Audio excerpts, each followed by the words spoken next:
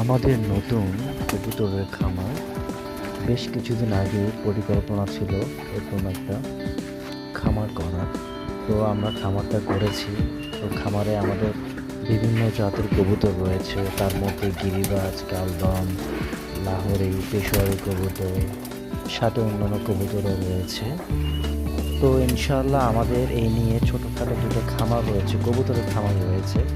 তো আজকে খামারে আমি ঢুকেছি কবুতরের গুলোকে দেখতে যে কি অবস্থা আছে, ডিম দিয়েছে কিনা। তো কিছুক্ষণ আগে আমি ঢুকে খাবার দিয়েছি, তো তারা খাবারগুলো খাচ্ছে। তো এর পাশাপাশি আমাদের আরও কিছু প্ল্যান আছে, কবুতর নিয়ে বড়সড় কিছু প্ল্যান আছে। সে প্ল্যানের দিকে আস্তে আস্তে আমরা এগোচ্ছি।